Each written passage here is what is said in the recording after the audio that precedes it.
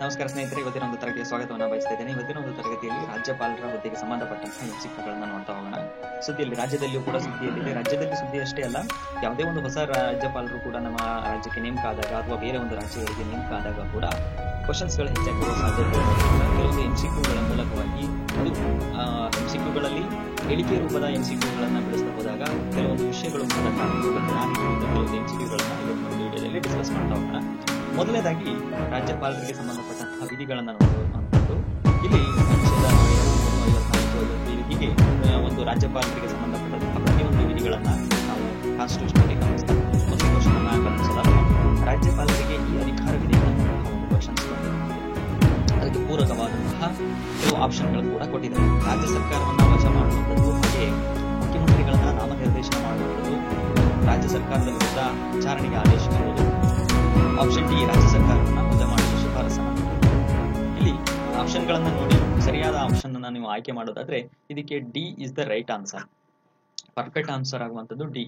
ರಾಜ್ಯ ಸರ್ಕಾರ ಏನಾದರೂ ಆಡಳಿತ ನೀಡುವಲ್ಲಿ, ಸಾರ್ವಜನಿಕ ಆಡಳಿತ ನೀಡುವಲ್ಲಿ ಏನಾದರೂ ವಿಫಲರಾದ್ರೆ ರಾಜ್ಯಪಾಲರು ಏನ್ ಮಾಡಬಹುದು, ರಾಷ್ಟ್ರಪತಿಗಳಿಗೆ ಶಿಫಾರಸನ್ನ ಕೊಡಬಹುದು. ಇಂತಹ ರಾಜ್ಯ ಏನಿದೆ ಆಡಳಿತ ನೀಡುವಲ್ಲಿ ಕುಸಿದು ಬಿದ್ದಿರುವಂತದ್ದು, ಹಾಗಾಗಿ ನೀವು ಆಡಳಿತವನ್ನ ನಡೆಸಿ ಅನ್ನುವಂಥದ್ದು. ಆರ್ಟಿಕಲ್ 356 ಕ್ಲಾಸ್ 1 ಅನ್ನು ತಿಳಿಸುವಂತದ್ದು ಈ ಒಂದು ಅಧಿಕಾರಕ್ಕೆ ಸಂಬಂಧಪಟ್ಟಂತದ್ದು. ಇದು ಮೊದಲನೇ ಕ್ವಶನ್ಗೆ ಸಂಬಂಧಪಟ್ಟಿದೆ. ಇನ್ನು ಎರಡನೇ ಕ್ವಶನ್ಸ್ ಅಲ್ಲಿ ಈ ಮುಂದಿನ ಹೇಳಿಕೆಗಳನ್ನ ಗಮನಿಸಿ. ಇಲ್ಲಿ ಸರಿಯಾದ ಹೇಳಿಕೆಯನ್ನ ಗುರುತಿಸಿ ಅನ್ನುವಂಥದ್ದು. ಪ್ರತಿಯೊಂದು ರಾಜ್ಯಕ್ಕೂ ಒಬ್ಬ ರಾಜ್ಯಪಾಲರು ಇರಬೇಕು ಅನ್ನುವಂಥದ್ದು ಕಾನ್ಸ್ಟಿಟ್ಯೂಷನ್ ನ 153ನೇ ವಿಧಿ ತಿಳಿಸುವಂಥದ್ದು. ಹಾಗೆಯೇ ಪ್ರತಿಯೊಬ್ಬರು ರಾಜ್ಯಪಾಲರು 2 ಅಥವಾ 2ಕ್ಕಿಂತ ಹೆಚ್ಚು ರಾಜ್ಯಗಳಿಗೆ ರಾಜ್ಯಪಾಲರಾಗಿ ನೇಮಕಗೊಳ್ಳಬಹುದು ಅನ್ನುವಂಥದ್ದು ಕೂಡ ಕಾನ್ಸ್ಟಿಟ್ಯೂಷನ್ ಅಲ್ಲಿ ಹೇಳಿರುವಂಥದ್ದು. ಈ ಹೇಳಿಕೆಗಳನ್ನ ನೋಡೋದಾದ್ರೆ ಎರಡು ಹೇಳಿಕೆಗಳು ಸರಿಯಾಗಿರುವಂತದ್ದು. 153ನೇ ವಿಧಿಯ ಪ್ರಕಾರವಾಗಿ ಸಂವಿಧಾನದಲ್ಲಿ ಏನ್ ಹೇಳುತ್ತೆ ಅಂದ್ರೆ, ರಾಜ್ಯಪಾಲರು ಇರಬೇಕು, ಪ್ರತಿಯೊಂದು ರಾಜ್ಯಕ್ಕೂ ಕೂಡ ಒಬ್ಬರು ರಾಜ್ಯಪಾಲರು ಇರಬೇಕು ಅನ್ನುವಂಥ ತಿಳಿಸುವಂಥದ್ದು. ಹಾಗೆ ಒಬ್ಬ ರಾಜ್ಯಪಾಲರು 2 ರಾಜ್ಯಗಳಿಗೂ ಕೂಡ ರಾಜ್ಯಪಾಲರಾಗಬಹುದು ಅನ್ನುವಂಥದ್ದು ಹೇಳುತ್ತೆ. ನಾವು ಉದಾಹರಣೆಯನ್ನ ನಮ್ಮ ರಾಜ್ಯದೇ ತಗೊಂಡ್ರೆ TN ಚತುರ್ವೇದಿ ಅವರು ಕೂಡ ಯಾರು ಕರ್ನಾಟಕದ ರಾಜ್ಯಪಾಲರಾಗಿ ಕೇರಳದ ಒಂದು ರಾಜ್ಯವನ್ನ ಕೂಡ ನಡೆಸ್ಕೊಂಡು ಹೋಗಿರುವಂತದ್ದು. ರಾಜ್ಯಪಾಲರಾಗಿ 2 ರಾಜ್ಯಗಳಿಗೂ ಕೂಡ ಒಂದು ರಾಜ್ಯಪಾಲರಾಗಿ ನೋಡಿದ್ರು. ಹಾಗೆ 2014ರಲ್ಲಿ ರಾಜಯ್ಯ ಅವರು ಕೂಡ ತಮಿಳುನಾಡಿನ ಒಬ್ರು ರಾಜ್ಯಪಾಲರಾಗಿದ್ರು. ಅವರು ಕರ್ನಾಟಕವನ್ನು ಕೂಡ ಕರ್ನಾಟಕದ ರಾಜ್ಯಪಾಲರಾಗಿ ಕೆಲಸವನ್ನ ನೀಡುವಂತ ಇಂತಹ ಸಾಕಷ್ಟು ಉದಾಹರಣೆಗಳು ಕೂಡ ನಮ್ಗೆ ಇಲ್ಲಿ ಸಿಗ್ತಾ ಹೋಗುವಂತದ್ದು. ಇದಕ್ಕೆ 2 ಹೇಳಿಕೆಗಳು ಸರಿಯಾಗಿರುವಂತದ್ದು. ಇನ್ನು ನಂತರದಲ್ಲಿ 3ನೇ ಕ್ವಶನ್ ನೋಡಿ. ಭಾರತ ಸಂವಿಧಾನದ 6ನೇ ಭಾಗದ 152ನೇ ವಿಧಿಯಿಂದ 237ನೇ ವಿಧಿಯವರೆಗೆ ರಾಜ್ಯ ಸರ್ಕಾರದ ಬಗ್ಗೆ ವ್ಯವಹರಿಸುವಂಥದ್ದು. ಹಾಗೆ ರಾಜ್ಯಪಾಲರು ರಾಜ್ಯದ ಮೊದಲ ಪ್ರಜೆ ಹಾಗೂ ರಾಜ್ಯದ ಕಾರ್ಯಾಂಗೀಯ ಮುಖ್ಯಸ್ಥರಾಗಿರುತ್ತೆ. ಕೋಡ್ಗಳನ್ನು ಬಳಸುವುದಾದ್ರೆ 2 ಹೇಳಿಕೆಗಳು ಸರಿಯಾಗಿರುವಂಥದ್ದು. ಸಂವಿಧಾನದ 6ನೇ ಭಾಗ ಏನಿದೆ ಅದು ಪೂರ್ತಿಯಾಗಿ ರಾಜ್ಯ ಸರ್ಕಾರಕ್ಕೆ ಸಂಬಂಧಪಟ್ಟಂಥದ್ದು. ಅಲ್ಲಿ ಬರುವಂತದ್ದು ರಾಜ್ಯಪಾಲರು, ಮುಖ್ಯಮಂತ್ರಿಗಳು, ಸಚಿವ ಸಂಪುಟ ಮಂಡಲ, ಇವೆಲ್ಲ ಅಡ್ವೊಕೇಟ್ ಜನರಲ್ ಇವರೆಲ್ಲ ಕೂಡ ಬರುವಂಥದ್ದು. ಇದೆಲ್ಲ ರಾಜ್ಯ ಸರ್ಕಾರಕ್ಕೆ ಸಂಬಂಧಪಟ್ಟಂತಹ ಮಾಹಿತಿ ಆಗಿರುವಂಥದ್ದು ನಾವು 6ನೇ ಭಾಗದಲ್ಲಿ ಗಮನಿಸ್ತಾ ಬರುವಂಥದ್ದು. ಹಾಗೆ ದೇಶದಲ್ಲಿ ಮೊದಲ ಪ್ರಜೆ ಅಂತ ಹೇಳಿ ನಾವು ರಾಷ್ಟ್ರಪತಿಗಳನ್ನ ಕರೆದ್ರೆ, ನಮ್ಮ ರಾಜ್ಯದಲ್ಲಿ ರಾಜ್ಯಪಾಲರನ್ನ ಪ್ರಥಮ ಪ್ರಜೆ ಅಂತ ನಾವು ಕರೆಯುವಂಥದ್ದು. ರಾಜ್ಯದಲ್ಲಿ ಪೂರ್ತಿಯಾದಂತಹ ಕಾರ್ಯಾಂಗೀಯ ವ್ಯವಸ್ಥೆಯನ್ನ ನೋಡಿಕೊಳ್ಳುವಂಥವ್ರು ಯಾರು, ನಮ್ಮ ರಾಜ್ಯಪಾಲರಾಗಿರುವಂಥದ್ದು. ಒಬ್ರು ರಾಜ್ಯಪಾಲರು ಕೇಂದ್ರದ ಒಂದು ಪ್ರತಿನಿಧಿಯಾಗಿ ಈ ಒಂದು ರಾಜ್ಯವನ್ನ ನಡೆಸುವಂಥದ್ದು. ಯಾಕೆಂದ್ರೆ ಕೇಂದ್ರದಿಂದ ಆಯ್ಕೆಯಾಗಿ ಬಂದಂತವರು, ರಾಷ್ಟ್ರಪತಿಗಳಿಂದ ಆಯ್ಕೆಯಾಗಿ ಬಂದಂತವರು, ಇವರು ಕೇಂದ್ರದ ಮತ್ತು ರಾಜ್ಯಗಳ ನಡುವೆ ಒಂದು ಕೊಂಡಿಯ ರೀತಿಯಲ್ಲಿ ಕಾರ್ಯವನ್ನ ನಿರ್ವಹಿಸುವಂತದ್ದನ್ನ ನಾವು ನೋಡ್ತಾ ಬರುವಂಥದ್ದು. ಇನ್ನು ನಂತರದ ಕ್ವಶನ್ ನೋಡಿ. ಇಲ್ಲಿ ಭಾರತದ ರಾಜ್ಯಪಾಲರಿಗೆ ಸಂಬಂಧಿಸಿದಂತೆ ಹೇಳಿಕೆಗಳನ್ನ ಗಮನಿಸಿ ಯಾವ ಹೇಳಿಕೆ ಸರಿಯಾಗಿದೆ ಅಂತ ಹೇಳಿದರೆ, ಇಲ್ಲಿ ರಾಜ್ಯಪಾಲರಾಗಿ ನೇಮಕವಾಗುವವರು 45 ವರ್ಷ ಪೂರ್ಣವಾಗಿರಬೇಕು ಅನ್ನುವಂತಹ ಒಂದು ಹೇಳಿಕೆ ಇದೆ. ಹಾಗೆ 2ನೇ ಹೇಳಿಕೆಯಲ್ಲಿ 5 ವರ್ಷದ ಅವಧಿ ಪೂರ್ಣವಾದ ಮೇಲೆ ರಾಜ್ಯಪಾಲರು ತಮ್ಮ ಹುದ್ದೆಯಲ್ಲಿ ಉತ್ತರಾಧಿಕಾರಿ ಬಾರದಿದ್ದರೂ ಮುಂದುವರಿಯುವಂತಿಲ್ಲ ಅನ್ನುವಂಥದ್ದು. ಹಾಗೆ ಆಪ್ಷನ್ ಸಿ ದಲ್ಲಿ ರಾಷ್ಟ್ರಪತಿಗಳ ಒಂದು ಇಚ್ಛೆಯ ಮೇರೆಗೆ ರಾಜ್ಯಪಾಲರು ಅಧಿಕಾರದಲ್ಲಿ ಇರ್ತಾರೆ ಅನ್ನುವಂಥದ್ದು. ಹಾಗೆ ರಾಜ್ಯದ ಕಾರ್ಯನಿರ್ವಹಣಾ ಅಧಿಕಾರ ರಾಜ್ಯಪಾಲರದಾಗಿರುತ್ತೆ ಅನ್ನುವಂಥದ್ದು. ಈ ಹೇಳಿಕೆಗಳನ್ನ ನೋಡಿದಾಗ ನಿಮ್ಗೆ ಯಾವ ಹೇಳಿಕೆಗಳು ಸರಿ ಅನ್ಸುತ್ತೆ ನೋಡಿ. ರಾಜ್ಯಪಾಲರ ಒಂದು ಹುದ್ದೆಯನ್ನ ನೀವು ಅಲಂಕರಿಸಬೇಕು ಅಂದ್ರೆ ಭಾರತದ ಮೊದಲು ನಾಗರಿಕರಾಗಿರ್ಬೇಕು, ಪ್ರಜೆಯಾಗಿರ್ಬೇಕು. 157ನೇ ವಿಧಿ ಇದರ ರಾಜ್ಯಪಾಲರ ನೇಮಕಾತಿಯ ಬಗ್ಗೆ ತಿಳಿಸುವಂಥದ್ದು. 157ನೇ ವಿಧಿಯಲ್ಲಿ ಇಲ್ಲಿ ಕನಿಷ್ಠ ವಯಸ್ಸು ಅಂದಾಗ ಇಲ್ಲಿ 35 ವರ್ಷ ಬರುವಂಥದ್ದು. 35 ವರ್ಷ ಕನಿಷ್ಠ ವಯಸ್ಸಿದೆ. 35ಕ್ಕಿಂತ ಕಡಿಮೆ ಇದ್ರೆ ರಾಜ್ಯಪಾಲರಾಗಲು ಅರ್ಹತೆಯನ್ನ ಹೊಂದಿರೋದಿಲ್ಲ. ಹಾಗಾದ್ರೆ ಮೊದಲನೇ ಹೇಳಿಕೆ ರಾಂಗ್ ಆಗುತ್ತೆ. 2ನೇ ಹೇಳಿಕೆ ಏನ್ ಹೇಳುತ್ತೆ, 5 ವರ್ಷ ಅವಧಿ ಮುಗಿದ ನಂತರದಲ್ಲಿ ಪೂರ್ಣವಾದ ಮೇಲೆ ರಾಜ್ಯಪಾಲರು ತಮ್ಮ ಹುದ್ದೆಯಲ್ಲಿ ಉತ್ತರಾಧಿಕಾರಿ ಬಾರದಿದ್ದರೂ ಮುಂದುವರಿಯುವಂತಿಲ್ಲ ಅನ್ನುವಂತಹ ಒಂದು ಹೇಳಿಕೆ ಇರುವಂತದ್ದು. ಅದು ಕೂಡ ರಾಂಗ್ ಆಗುವಂತದ್ದು. ಅದು ಕೂಡ ರಾಂಗ್ ಆಗುವಂತದ್ದನ್ನ ನಾವು ನೋಡ್ತೇವೆ. ಹಾಗಾದ್ರೆ 5 ವರ್ಷ ಪೂರ್ಣವಾದಂತಹ ಮೇಲೆ ರಾಜ್ಯಪಾಲರ ಹುದ್ದೆ ಅವರು ಯಾರು ರಾಷ್ಟ್ರಪತಿಗಳು ಆಯ್ಕೆ ಮಾಡಿ ರಾಷ್ಟ್ರಪತಿಗಳಿಗೆ ಬಿಟ್ಟಿರುವಂತದ್ದು. ನೋಡಿ, ಆ ಹುದ್ದೆಯಲ್ಲಿ ಮುಂದುವರಿಯಿರಿ ಅಂತ ಏನಾದರೂ ಹೇಳಿಕೆಯನ್ನ ಕೊಟ್ರೆ, ಅನುಮೋದನೆಯನ್ನ ಕೊಟ್ರೆ ಆ ಹುದ್ದೆಯಲ್ಲಿ ಮುಂದುವರಿಬಹುದು. ಅಥವಾ 5 ವರ್ಷದ ಒಂದು ಪೂರ್ಣಾವಧಿ ಮುಗಿದ ನಂತರದಲ್ಲಿ ರಾಜ್ಯಪಾಲರ ಹುದ್ದೆ ಒಂದು ಯಾರದೇ ಬರ್ದೇ ಇದ್ರೂ ಕೂಡ ಅದು ಮುಂದುವರಿಯೋದಿಲ್ಲ ಅನ್ನುವಂಥ ಹೇಳಿಕೆ ಕೂಡ ಸರಿಯಾಗುವಂಥದ್ದು. ಹಾಗಾಗಿ ಈ ಹೇಳಿಕೆ ಕೂಡ ರಾಂಗ್ ಆಗುತ್ತೆ. ಇನ್ನು ಆಪ್ಷನ್ ಸಿ ಮತ್ತು ಡಿ ಏನು ಹೇಳುತ್ತೆ ಅಂದ್ರೆ, ನಾನು ಆಗ್ಲೇ ಏನ್ ಹೇಳಿದೆ, ರಾಷ್ಟ್ರಪತಿಗಳ ಇಚ್ಛೆಯವರೆಗೆ ರಾಜ್ಯಪಾಲರು ಅಧಿಕಾರದಲ್ಲಿ ಇರ್ತಾರೆ.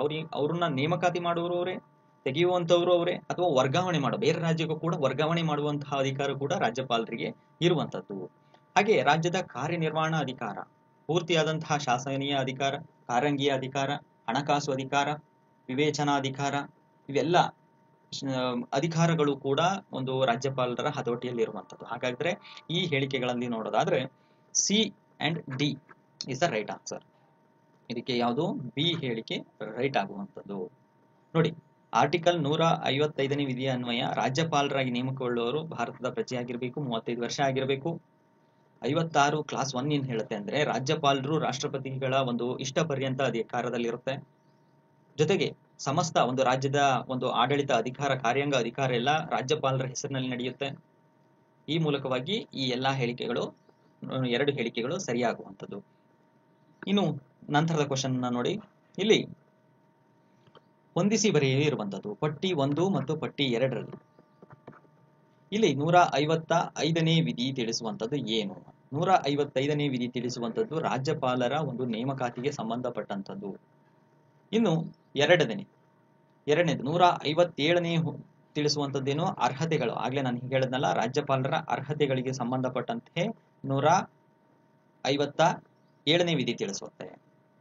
ಹಾಗೆಯೇ 159ನೇ ವಿಧಿಯ ಪ್ರಕಾರವಾಗಿ ರಾಜ್ಯಪಾಲರ ಪ್ರಮಾಣ ವಚನಕ್ಕೆ ಸಂಬಂಧಪಟ್ಟಂಥದ್ದು. ಇನ್ನು ಕೊನೆಯದಾಗಿ 161ನೇ ವಿಧಿ ರಾಜ್ಯಪಾಲರ ಕ್ಷಮಾದಾನದ ಅಧಿಕಾರಕ್ಕೆ ಸಂಬಂಧಪಟ್ಟಂಥದ್ದು. ಹಾಗಾದ್ರೆ ಇದಕ್ಕೆ ರೈಟ್ ಆನ್ಸರ್ ಯಾವ್ದಾಗುತ್ತೆ? C is the right answer. ಇಲ್ಲಿ ರಾಜ್ಯಪಾಲರು ಕೆಲವೊಂದು ಅಧಿಕಾರವನ್ನ ಹೊಂದಿರ್ತಾರೆ. ಇತರೆ ಅಧಿಕಾರದಲ್ಲಿ ನೋಡೋದಾದ್ರೆ ಇಲ್ಲಿ ಕೆಲವೊಂದು ಬಾರಿ ಏನ್ ಮಾಡ್ತಾರೆ, ಗಲ್ಲು ಶಿಕ್ಷೆಗೆ ಒಳಗಾದಂತಹ ಒಂದು ಅವರಿಗೆ ರದ್ದು ಮಾಡೋ ಅಧಿಕಾರ ರಾಜ್ಯಪಾಲರಿಗೆ ಇರೋದಿಲ್ಲ. ಬಟ್ ಈ ಗಲ್ಲು ಶಿಕ್ಷೆ ಆದವನನ್ನ ಶಿಕ್ಷೆಯನ್ನ ಕಡಿಮೆ ಮಾಡುವಂಥದ್ದು, ಅಥವಾ ಅವನನ್ನ ಬೇರೆ ಸಜೆಗೆ ಒಂದು ಶಿಕ್ಷೆಗೆ ಪರಿವರ್ತನೆ ಮಾಡುವಂಥದ್ದು, ಅಥವಾ ಇನ್ಯಾವುದೋ ಒಂದು ಕೃತ್ಯದಲ್ಲಿ ಭಾಗಿಯಾದಂತಹವನಿಗೆ ಶಿಕ್ಷೆಯನ್ನ ಕಡಿಮೆ ಮಾಡುವಂಥದ್ದು, ಅವೆಲ್ಲ ಅಧಿಕಾರ ರಾಜ್ಯಪಾಲರಿಗೆ ಇರುವಂಥದ್ದು. ಇನ್ನು ರಾಜ್ಯಪಾಲರ ಪ್ರಮಾಣ ವಚನ ನೋಡೋದಾದ್ರೆ, ರಾಜ್ಯಪಾಲರಿಗೆ ಪ್ರಮಾಣ ವಚನವನ್ನ ಹೈಕೋರ್ಟ್ ಮುಖ್ಯ ನ್ಯಾಯಾಧೀಶರು ಒಂದು ಪ್ರಮಾಣ ವಚನವನ್ನ ನೋಡ್ತಾರೆ. ಇನ್ನು ರಾಜ್ಯಪಾಲರ ಅರ್ಹತೆಯನ್ನ ನಾನು ನಿಮ್ಗೆ ಹೇಳಿದೆ, 35 ವರ್ಷ ಆಗಿರಬೇಕು ಅನ್ನುವಂಥದ್ದು, ಭಾರತೀಯ ಪ್ರಜೆ ಆಗಿರಬೇಕು ಅನ್ನುವಂಥದ್ದು, ಹಾಗೆ ರಾಷ್ಟ್ರಪತಿಗಳಿಂದ ಅವರು ಆಯ್ಕೆ ಆಗ್ಬೇಕು. ಇನ್ನು ರಾಜ್ಯಪಾಲರ ನೇಮಕ ಬಗ್ಗೆ ತಿಳಿಸುವಂಥದ್ದು ನಾನು ಹೇಳಿರುವಂಥದ್ದು 155ನೇ ವಿಧಿಯಲ್ಲಿ. ನೋಡಿ, ಈ ಹೇಳಿಕೆಗಳನ್ನ ಗಮನಿಸಿ. ರಾಷ್ಟ್ರಪತಿಗಳನ್ನ ಪದಚ್ಯುತಗೊಳಿಸುವಾಗ ಮಹಾಭಿಯೋಗ ವಿಧಾನದಲ್ಲಿ ರಾಜ್ಯಪಾಲರನ್ನು ಹುದ್ದೆಯನ್ನು ಕೂಡ ಇಳಿಸುವಾಗ ಈ ಅನ್ವಯ ಆಗತ್ತಾ ಅನ್ನೊಂದು ಹೇಳಿಕೆ ಕೊಟ್ಟಿರುವಂಥದ್ದು. ಇನ್ನು ರಾಷ್ಟ್ರಪತಿಗಳು ಪ್ರಧಾನಮಂತ್ರಿಗಳ ಸಲಹೆ ಮೇರೆಗೆ ಯಾವಾಗ ಬೇಕಾದರೂ ರಾಜ್ಯಪಾಲರನ್ನ ತೆಗೆದುಹಾಕಬಹುದು ಅನ್ನುವಂತ ಹೇಳಿಕೆ ಕೊಟ್ಟಿದ್ದಾರೆ. ಹಾಗೆಯೇ ರಾಜ್ಯಪಾಲರ ಅಧಿಕಾರಾವಧಿಯು ರಾಷ್ಟ್ರಪತಿಗಳ ಇಚ್ಛೆ ಇರುವವರಿಗೆ ಮಾತ್ರ ಅನ್ನುವಂತ ಹೇಳಿಕೆ ಕೊಟ್ಟಿರುವಂತ ಈ ಹೇಳಿಕೆಗಳನ್ನ ಗಮನಿಸಿ ಸರಿಯಾದ ಹೇಳಿಕೆಗಳನ್ನ ನೋಡಿ ಅಂತ ಹೇಳಿದ್ದಾರೆ. ಇಲ್ಲಿ ರಾಷ್ಟ್ರಪತಿಗಳನ್ನ ತೆಗೆದುಹಾಕುವಂತಹ ಪ್ರಕ್ರಿಯೆಗೆ ಮಹಾಭಿಯೋಗ ವಿಧಾನದಲ್ಲಿ ಬರುವಂತದ್ದು. ಇಲ್ಲಿವರೆಗೂ ನಮ್ಮ ರಾಷ್ಟ್ರದಲ್ಲಿ ಅಂತಹ ಒಂದು ಪ್ರಕ್ರಿಯೆ ಯಾರಿಗೂ ನಡೆದಿಲ್ಲ. ಅಂದ್ರೆ ರಾಷ್ಟ್ರಪತಿಗಳನ್ನ ಅದೇ ರೀತಿಯಾಗಿ ರಾಜ್ಯಪಾಲರನ್ನು ಕೂಡ ತೆಗೆದುಹಾಕಬಹುದಾ? ರಾಜ್ಯಪಾಲರನ್ನ ತೆಗೆದುಹಾಕಕ್ಕೂ ಮಹಾಭಿಯೋಗ ಏನ್ ಬೇಕು ಅಂತ ಏನಿಲ್ಲ. ರಾಷ್ಟ್ರಪತಿಗಳ ಇಚ್ಛೆ ಅನುಸಾರ ಅವರನ್ನ ತೆಗೆದುಹಾಕಬಹುದು, ಅಥವಾ ಬೇರೆ ಕಡೆ ವರ್ಗಾವಣೆ ಮಾಡುವಂತಹ ಅಧಿಕಾರ ಇದೆಲ್ಲ ಇರುವಂತದ್ದು. ಹಾಗಾದ್ರೆ ಈ ಹೇಳಿಕೆ ರಾಂಗ್ ಆಗುತ್ತೆ. ಇನ್ನು ಎರಡನೇ ಹೇಳಿಕೆಯಲ್ಲಿ ರಾಷ್ಟ್ರಪತಿಗಳು ಪ್ರಧಾನಮಂತ್ರಿಗಳ ಸಲಹೆ ಮೇರೆಗೆ ಯಾವಾಗ ಬೇಕಾದ್ರೂ ರಾಜ್ಯಪಾಲರನ್ನ ತೆಗೆದುಹಾಕಬಹುದು. ಇಲ್ಲಿ ರಾಷ್ಟ್ರಪತಿಗಳು ಅಂತ ಒಂದು ಪಾಯಿಂಟ್ ಬಂತು ಅಂದ್ರೆ ಮುಗಿತು. ಅಂದ್ರೆ ರಾಷ್ಟ್ರಪತಿಗಳ ಸರ್ವೋಚ್ಚ ಅಧಿಕಾರ ರಾಜ್ಯಪಾಲರ ಮೇಲೆ ಇರುವಂತದ್ದು. ಈ ಹೇಳಿಕೆ ರೈಟ್ ಆಗುತ್ತೆ. ಇನ್ನು ಮೂರನೇ ಹೇಳಿಕೆ ನೋಡ್ರೆ, ರಾಜ್ಯಪಾಲರ ಅಧಿಕಾರಾವಧಿಯು ರಾಷ್ಟ್ರಪತಿಗಳ ಇಚ್ಛೆ ಇರುವವರೆಗೆ ಇರುತ್ತೆ ಅನ್ನುವಂಥದ್ದು. ಅದು ಕೂಡ ರೈಟ್ ಆಗುವಂತ. ರಾಷ್ಟ್ರಪತಿಗಳು ಅಂತ ಬಂದ್ರೆ ರೈಟ್ ಆಗ್ಬಿಡುತ್ತೆ. ಹಾಗಾದ್ರೆ ಹೇಳಿಕೆಗಳು ನೋಡೋದಾದ್ರೆ 2-3 ಹೇಳಿಕೆಗಳು ರೈಟ್ ಆಗುವಂಥದ್ದು. ಇನ್ನು ನಂತರದ ಕ್ವಶನ್ ನೋಡಿ, ಇನ್ನು ನ್ಯಾಯಾಲಯಕ್ಕೆ ಸಂಬಂಧಪಟ್ಟಂತೆ ಜಿಲ್ಲಾ ಮತ್ತು ಸೆಷನ್ಸ್ ನ್ಯಾಯಾಧೀಶರ ನ್ಯಾಯಾಲಯವೇ ಜಿಲ್ಲೆಯ ಅತ್ಯುನ್ನತ ಕ್ರಿಮಿನಲ್ ನ್ಯಾಯಾಲಯವಾಗಿರುತ್ತೆ ಅಂತ ಒಂದು ಹೇಳಿಕೆ ಬಂದಿದೆ. ಹಾಗೆಯೇ ರಾಜ್ಯಪಾಲರ ಒಂದು ಹೈಕೋರ್ಟ್ನ ಜೊತೆ ಸಮಾಲೋಚಿಸಿ ಜಿಲ್ಲಾ ನ್ಯಾಯಾಧೀಶರನ್ನ ನೇಮಕ ಮಾಡ್ತಾರೆ ಅನ್ನುವಂಥದ್ದು. ಇದು ಕಾನೂನಿಗೆ ಸಂಬಂಧಪಟ್ಟಂತಹ ಅಧಿಕಾರಗಳು ಬರುತ್ತೆ ಅಧಿಕಾರದಲ್ಲಿ, ಅವರ ರಾಜ್ಯಪಾಲರ ಅಧಿಕಾರಕ್ಕೆ ಸಂಬಂಧಪಟ್ಟಂತೆ. ಹಾಗೆ ಜಿಲ್ಲಾ ನ್ಯಾಯಾಧೀಶನ ಸ್ಥಾನ ತುಂಬುವಂತಹ ಒಬ್ಬ ವ್ಯಕ್ತಿ ಕನಿಷ್ಠ ವಯಸ್ಸು 7 ವರ್ಷಗಳ ಕಾಲ ಒಂದು ನ್ಯಾಯಾಧೀಶವಾಗಿರಬೇಕು ಅನ್ನೋದು. ಅಂದ್ರೆ ಜಿಲ್ಲಾ ನ್ಯಾಯಾಧೀಶನಾಗಬೇಕು ಅಂದ್ರೆ ಅವನು 7 ವರ್ಷಗಳ ಕಾಲ ನ್ಯಾಯವಾದಿಯಾಗಿರ್ಬೇಕು ಅನ್ನುವಂತಹ ಒಂದು ಹೇಳಿಕೆ ಇದೆ. ಅಥವಾ ಕೇಂದ್ರ ಇಲ್ಲವೇ ರಾಜ್ಯ ನ್ಯಾಯಾಂಗ ಸೇವೆಯಲ್ಲಿ ಅಧಿಕಾರಿಯಾಗಿರ್ಬೇಕು ಅನ್ನುವಂಥ ಹೇಳಿಕೆ ಕೂಡ ಕೊಟ್ಟಿರುವಂತದ್ದು. ಆಪ್ಷನ್ ಡಿ ದಲ್ಲಿ ಸೆಷನ್ಸ್ ನ್ಯಾಯಾಧೀಶನು ಮರಣದಂಡೆಯನ್ನು ವಿಧಿಸಿದಾಗ ಅದನ್ನ ಕಾರ್ಯಾಚರಣೆಗೆ ತರುವ ಮುನ್ನ ಹೈಕೋರ್ಟ್ ಆ ತೀರ್ಪನ್ನ ದೃಢೀಕರಿಸಬೇಕು. ಅಂದ್ರೆ ಇಲ್ಲಿ ನ್ಯಾಯಾಧೀಶರನ್ನ ನೇಮಕ ಮಾಡುವಂತಹ ಒಂದು ಅಧಿಕಾರ ಕೂಡ ರಾಜ್ಯಪಾಲರಿಗಿದೆ. ಯಾವ ಒಬ್ಬ ನ್ಯಾಯಾಧೀಶ ರಾಜ್ಯಪಾಲರು ಹೈಕೋರ್ಟಿನ ಜೊತೆ ಆಲೋಚಿಸಿ ಜಿಲ್ಲಾ ನ್ಯಾಯಾಧೀಶರನ್ನ ನೇಮಕ ಮಾಡಬಹುದು ಅನ್ನುವಂಥದ್ದು ಅಲ್ಲಿ ರಾಜ್ಯಪಾಲರ ಅಧಿಕಾರ ಇರುವಂತದ್ದು. ಜೊತೆಗೆ ಜಿಲ್ಲಾ ನ್ಯಾಯಾಲಯದ ಸ್ಥಾನ ತುಂಬುವಂತಹ ವ್ಯಕ್ತಿಯ ಅರ್ಹತೆ ಕೂಡ ನೋಡೋದಾದ್ರೆ ನಾವು ಇವನು ಕೇಂದ್ರ ನ್ಯಾಯಾಂಗ ವ್ಯವಸ್ಥೆಯಲ್ಲಿ ಸೇವೆ ಸಲ್ಲಿಸಿರುವಂತಹ ಅಧಿಕಾರಿಯಾಗಿರ್ಬೇಕು, ಜೊತೆಗೆ 7 ವರ್ಷ ಇವನು ನ್ಯಾಯವಾದಿಯಾಗಿರ್ಬೇಕು ಅನ್ನುವಂಥದ್ದಿದೆ. ಇವೆಲ್ಲ ಹೇಳಿಕೆಗಳು ಪೂರಕವಾಗಿರುವಂತದ್ದು. ಹಾಗಾಗಿ option D is the right answer ಆಗುತ್ತೆ. ಇನ್ನು ನಂತರದಲ್ಲಿ ರಾಜ್ಯದ ಒಂದು ಹೇಳಿಕೆಗಳನ್ನು ನೋಡಿ. ರಾಜ್ಯದ ರಾಜ್ಯಪಾಲರು ಆ ರಾಜ್ಯದ ಹೈಕೋರ್ಟಿನ ಮುಖ್ಯ ನ್ಯಾಯಮೂರ್ತಿಗಳಿಂದ ಪ್ರಮಾಣ ವಚನವನ್ನ ಸ್ವೀಕರಿಸುತ್ತಾರೆ. ಆಪ್ಷನ್ 2ನೇ ಹೇಳಿಕೆಯನ್ನು ನೋಡಿ. ರಾಜ್ಯದ ಕಾರ್ಯಾಂಗದ ಅಧಿಕಾರದ ವ್ಯಾಪ್ತಿಗೆ ಬರುವ ಯಾವುದೇ ವಿಷಯದ ಸಂಬಂಧಪಟ್ಟಂತೆ ವ್ಯಕ್ತಿಗೆ ವಿಧಿಸಿರುವಂತಹ ಶಿಕ್ಷೆಗೆ ಕ್ಷಮಾದಾನ ನೀಡುವಂತಹ ಅಧಿಕಾರ ರಾಜ್ಯಪಾಲರು ಹೊಂದಿರ್ತಾರೆ. ರಾಜ್ಯದ ಅತ್ಯುನ್ನತ ಕಾನೂನು ಅಧಿಕಾರಿಯಾದಂತಹ ಅಡ್ವೊಕೇಟ್ ಜನರಲ್ ರಾಜ್ಯಪಾಲರು ನೇಮಕ ಮಾಡ್ತಾರೆ ಅನ್ನುವಂಥದ್ದು. ಈ ಹೇಳಿಕೆಗಳನ್ನ ನೋಡಿದಾಗ ಎಲ್ಲ ಪೂರಕ ಹೇಳಿಕೆ, ಇದು ಸರಿಯಾದ ಹೇಳಿಕೆಗಳೇ ಇರುವಂಥದ್ದು. ರಾಜ್ಯಪಾಲರು ಮುಖ್ಯ ನ್ಯಾಯಮೂರ್ತಿಗಳಿಂದ ಆ ರಾಜ್ಯದ ಹೈಕೋರ್ಟಿನ ಮುಖ್ಯ ನ್ಯಾಯಮೂರ್ತಿಗಳಿಂದ ಪ್ರಮಾಣ ವಚನವನ್ನ ಪಡಿತಾರೆ ಅನ್ನುವಂಥದ್ದು. ಹಾಗೆ ಕಾರ್ಯಾಂಗದ ವ್ಯಾಪ್ತಿಗೆ ಬರುವಂತಹ ಎಲ್ಲಾ ವಿಷಯಕ್ಕೆ ಸಂಬಂಧಪಟ್ಟಂತೆ ವ್ಯಕ್ತಿಗೆ ಏನೇ ಒಂದು ಶಿಕ್ಷೆಯನ್ನ ಸೆಷನ್ಸ್ ನ್ಯಾಯಾಲಯಗಳಲ್ಲಿ ವಿಧಿಸಿದ್ರೆ ಅಥವಾ ಹೈಕೋರ್ಟ್ ನ್ಯಾಯಾಲಯಗಳಲ್ಲಿ ವಿಧಿಸಿದ್ರೆ ಆ ಒಂದು ಕ್ಷಮಾದಾನ ಮಾಡುವಂತಹ ಅಧಿಕಾರ ಇರುವಂತದ್ದು. ಕ್ಷಮಾದಾನ ಅಂದ್ರೆ ಗಲ್ಲು ಶಿಕ್ಷೆಗೆ ಆದಂತವರಿಗೆ ಕ್ಷಮಾದಾನ ಇರೋದಿಲ್ಲ. ಇನ್ನು ಸಣ್ಣ ಪುಟ್ಟ ಅಪರಾಧಗಳಿಗೆ ಆದಂತಹ ಒಂದು ಕ್ಷಮಾದಾನಗಳನ್ನ ವಿಧಿಸುವಂತಹ ಒಂದು ಅಧಿಕಾರ ರಾಜ್ಯಪಾಲರಿಗಿರುತ್ತೆ. ಆಮೇಲೆ ಕೆಲವು ಬಾರಿ ಏನಾಗುತ್ತೆ, ಸನ್ನಡತೆಯ ಆಧಾರದ ಮೇಲೆ ಕೂಡ ಕೆಲವು ಕೈದಿಗಳನ್ನ ಬಿಡುಗಡೆ ಮಾಡ್ತಾರೆ. ಅವರಿಗೂ ಕೂಡ ಈ ಒಂದು ರಾಜ್ಯಪಾಲರ ಒಂದು ಆದೇಶದ ಮೇರೆಗೆ ಕೂಡ ಕೊಡುವಂತದನ್ನ ನಾವು ನೋಡ್ತೇವೆ. ಹಾಗೆ ಅಡ್ವೊಕೇಟ್ ಜನರಲ್ ಅನ್ನ ನೇಮಕಾತಿ ಮಾಡುವಂತಹ ಅಧಿಕಾರ ಕೂಡ ರಾಜ್ಯಪಾಲರಿಗಿರುತ್ತೆ. ನಂತರ ವೈಸ್ ಚಾನ್ಸಲರ್ ನೇಮಕ ಮಾಡುವಂತಹ ಒಂದು ಅಧಿಕಾರ ಕೂಡ ರಾಜ್ಯಪಾಲರಿಗಿರುವಂತದ್ದು. ಚಾನ್ಸಲರ್ ಎಲ್ಲಾ ವಿಶ್ವವಿದ್ಯಾಲಯಗಳ ಚಾನ್ಸಲರ್ ಯಾರಾಗಿರ್ತಾರೆ, ರಾಜ್ಯಪಾಲರಾಗಿರ್ತಾರೆ. ಇನ್ನು ವೈಸ್ ಚಾನ್ಸಲರ್ ಯಾರಾಗಿರ್ತಾರೆ, ಅವರನ್ನ ನೇಮಕಾತಿ ಎಲ್ಲಾ ಒಂದು ವಿಶ್ವವಿದ್ಯಾಲಯಗಳ ಒಂದು ಉಪಕುಲಪತಿಗಳನ್ನ ಆಯ್ಕೆ ಮಾಡುವಂತಹ ಒಂದು ಅಧಿಕಾರ ಕೂಡ ರಾಜ್ಯಪಾಲರಿಗೆ ಇರುವಂತದ್ದು. ಸಂವಿಧಾನದ 159ನೇ ವಿಧಿ ರಾಜ್ಯಪಾಲರ ಪ್ರಮಾಣ ವಚನ ಕುರಿತಂತೆ ಇರುವಂತದ್ದು. ಇನ್ನು 161ನೇ ವಿಧಿ ರಾಜ್ಯಪಾಲರ ಕ್ಷಮಾದಾನದ ಅಧಿಕಾರದ ಕುರಿತು ಇರುವಂತದ್ದು. ಹಾಗೆ 165ನೇ ವಿಧಿ ಅಡ್ವೊಕೇಟ್ ಜನರಲ್ ಅನ್ನ ನೇಮಕಾತಿ ಮಾಡ್ಕೋಬೇಕು ಅನ್ನುವಂಥದ್ರ ಬಗ್ಗೆ ಇರುವಂತದ್ದು. ಮತ್ತೆ ಒಂದು ಹೇಳಿಕೆ ರೂಪದ ಕ್ವಶನ್ಸ್ ಬಂದಿರುವಂತದ್ದು. ಮೊದಲನೇ ಹೇಳಿಕೆ ನೋಡಿ. ರಾಜ್ಯದ ರಾಜ್ಯಪಾಲರ ಅಧಿಕಾರಾವಧಿಯಲ್ಲಿ ಯಾವುದೇ ನ್ಯಾಯಾಲಯದಲ್ಲಿ ಅವರ ವಿರುದ್ಧವಾಗಿ ಕ್ರಿಮಿನಲ್ ಮೊಕದ್ದಮೆ ಹೂಡುವಂತಿಲ್ಲ ಅನ್ನುವಂತ ಹೇಳಿಕೆ ಇದೆ. ರಾಜ್ಯಪಾಲರ ಅಧಿಕಾರಾವಧಿಯಲ್ಲಿ ಅವರ ವೇತನ ಭತ್ಯೆಗಳನ್ನ ಕಡಿತಗೊಳಿಸುವಂತಿಲ್ಲ ಅನ್ನುವಂತ ಹೇಳಿಕೆ ಇರುವಂತದ್ದು. ಈ 2 ಹೇಳಿಕೆಗಳು ಸರಿಯಾಗಿರುವಂತದ್ದು. ರಾಜ್ಯಪಾಲರ ವಿರುದ್ಧವಾಗಿ ಯಾವುದೇ ಒಂದು ನ್ಯಾಯಾಲಯದಲ್ಲಿ ಕ್ರಿಮಿನಲ್ ಮೊಕದ್ದಮೆಯನ್ನ ಹೂಡುವಂತಿಲ್ಲ, ಇದು ರೈಟ್ ಆಗುತ್ತೆ.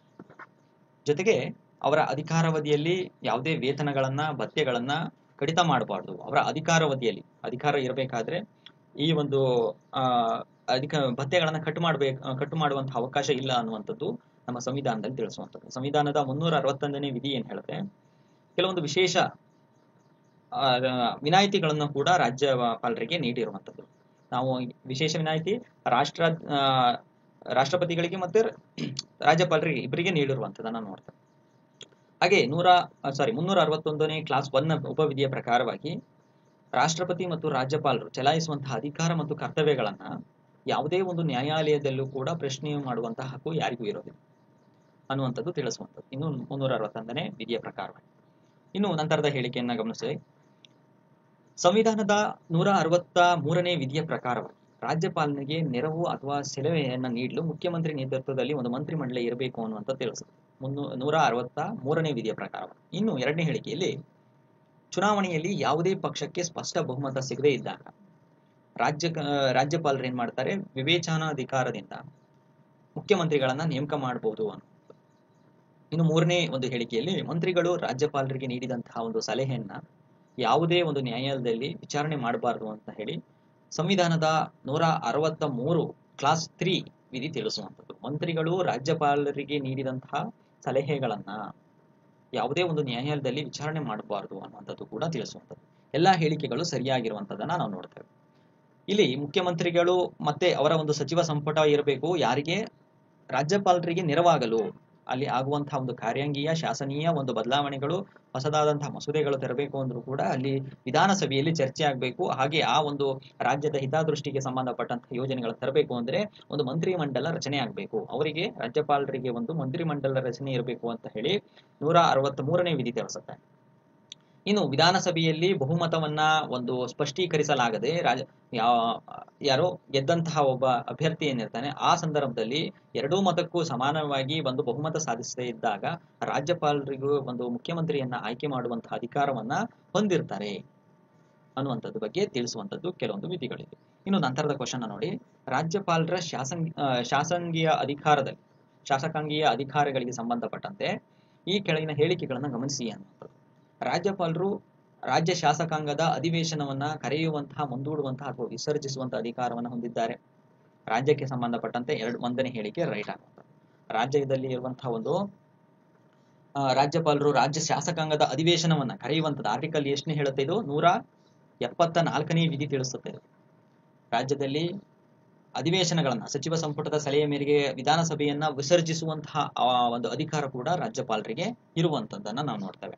ಜೊತೆಗೆ ರಾಜ್ಯಪಾಲರು ಶಾಸಕಾಂಗದ ಭಾಷಣ ಮಾಡುವಂತಹ ಅಥವಾ ಶಾಸಕಾಂಗಕ್ಕೆ ತಮ್ಮ ಸಂದೇಶವನ್ನು ಕಳುಹಿಸುವಂತಹ ಅಧಿಕಾರ ಕೂಡ ಇರುವಂತದ್ದು ನೋಡ್ತೇವೆ. ಇದು ಕೂಡ ಮೊದಲ ಒಂದು ವಿಧಾನಸಭೆಯಲ್ಲಿ ಸರ್ಕಾರ ರಚನೆ ಆದಾಗ ಮೊದಲ ಒಂದು ಸಭೆಯಲ್ಲಿ ರಾಜ್ಯಪಾಲರೇ ಮಾತಾಡುವಂಥದ್ದು, ಭಾಷಣ ಮಾಡುವಂತಹ ಅಧಿಕಾರವನ್ನ ಹೊಂದಿರ್ತಾರೆ.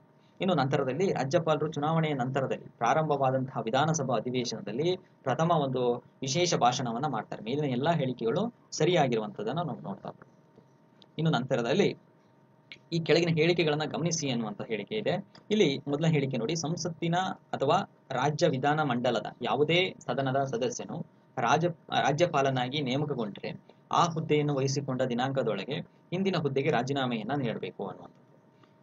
ಮತ್ತೊಂದು ಹೇಳಿಕೆ ಇದೆ, ಒಬ್ಬ ವ್ಯಕ್ತಿಯನ್ನು 2ಕ್ಕಿಂತ ಹೆಚ್ಚು ರಾಜ್ಯಗಳಿಗೆ ರಾಜ್ಯಪಾಲರಾಗಿ ನೇಮಕ ಮಾಡಿದರೆ ವೇತನ ಮತ್ತು ಭತ್ಯೆ ರಾಷ್ಟ್ರಪತಿ ಆದೇಶದ ಮೂಲಕ ನಿರ್ಧರಿಸಿದ ಪ್ರಮಾಣದಲ್ಲಿ ರಾಜ್ಯಗಳಿಂದ ಹಂಚಿಕೆ ಹಾಕುವಂಥದ್ದು. ಹೇಳಿಕೆಗಳನ್ನ ಗಮನಿಸಿದ್ರೆ ಎಲ್ಲ ಹೇಳಿಕೆ ನೋಡಿ ಸರಿಯಾಗಿರುವಂಥದ್ದು. ಇಲ್ಲಿ ಯಾವುದೇ ಒಂದು ಲಾಭದಾಯಕ ಹುದ್ದೆಯಲ್ಲಿ ಇರಬಾರ್ದು. ನೋಡಿ, ರಾಜ್ಯಪಾಲರ ಆಗ್ಬೇಕು ಅಂದ್ರೆ ಒಂದೇ ಹುದ್ದೆ ಸಿಗ್ತದೆ. ಎಲ್ಲಾ ಕಾನ್ಸ್ಟಿಟ್ಯೂಷನ್ ಅಲ್ಲಿ, ಇಡೀ ಕಾನ್ಸ್ಟಿಟ್ಯೂಷನ್ ಅಲ್ಲಿ ಇರುವಂತದಂಗೆ ನೀವು MLA MP ಆಗ್ತೀನಿ ಅಂದ್ರೆ ಒಂದು ಸ್ಥಾನವನ್ನ ಬಿಟ್ಕೊಡ್ಬೇಕಾಗುತ್ತೆ. ಒಂದು MP ಆಗಿ ಮುಂದುವರಿಬೇಕಾಗುತ್ತೆ, ಇಲ್ಲ MLA ಆಗಿ ಮುಂದುವರಿಬೇಕಾಗುತ್ತೆ, ಈ ರೀತಿಯಾಗಿ. ಹಾಗೆಯೇ ಸಂಸತ್ತಿನಲ್ಲಿ ಯಾವುದೇ ಒಂದು ಸದನದ ಸದಸ್ಯನಾದ್ರೂ ಕೂಡ ಅಥವಾ ರಾಜ್ಯ ವಿಧಾನಮಂಡಲದಲ್ಲಿ ಯಾವುದೇ ಒಂದು ಸದಸ್ಯನಾದ್ರೂ ಕೂಡ ಅವನೇನಾದ್ರೂ ರಾಷ್ಟ್ರಪತಿಗಳ ಒಂದು ಆಯ್ಕೆಯ ಅನುಗುಣವಾಗಿ ರಾಜ್ಯಪಾಲನಾದ್ರೆ ಅವನು ಹಿಂದಿರುವಂತಹ ಒಂದು ಹುದ್ದೆಯನ್ನ ಬಿಡಬೇಕಾಗುತ್ತೆ ಅನ್ನುವಂಥದ್ದು ಕೂಡ ತಿಳಿಸುವಂಥದ್ದು. ಜೊತೆಗೆ ಒಂದು ರಾಜ್ಯಕ್ಕಿಂತ 2 ಹೆಚ್ಚು ರಾಜ್ಯಗಳಿಗೆ ರಾಜ್ಯಪಾಲರಾಗಿ ನೇಮಕ ಮಾಡಿದ್ರೆ ಅದೆಲ್ಲಾ ರಾಜ್ಯಗಳ ಒಂದು ಏನು ವೇತನ ಮತ್ತು ಭತ್ಯೆಯನ್ನ ಆ ರಾಜ್ಯಗಳೇ ಕೊಡಬೇಕು ಅನ್ನುವಂಥದ್ದು ಕೂಡ ಈ ಒಂದು ಹೇಳಿಕೆಯಲ್ಲಿ ಇರುವಂತದ್ದು. ಹಾಗಾಗಿ ಎರಡು ಹೇಳಿಕೆಗಳು ಸರಿಯಾಗುವಂತದನ್ನ ನಾವು ನೋಡ್ತೇವೆ. ಇನ್ನು ನಂತರದಲ್ಲಿ ಇದಿಷ್ಟು ಮುಗಿತಲ್ಲ, ಇದಿಷ್ಟು ಇವತ್ತಿನ ಒಂದು ರಾಜ್ಯಪಾಲರ ಕುರಿತಾಗಿ ಇರುವಂತಹ ಕ್ವಶನ್ಸ್ ಗಳಾಗಿತ್ತು ಸ್ನೇಹಿತರೆ. ಮುಂದಿನ ವಿಡಿಯೋದಲ್ಲಿ ಮತ್ತೊಂದಿಷ್ಟು ಕ್ವಶನ್ಸ್ ಗಳನ್ನ ನಿಮ್ಮೊಂದಿಗೆ ತರ್ತೀನಿ. ಅಲ್ಲಿವರೆಗೂ ಥ್ಯಾಂಕ್ ಯು ಆಲ್.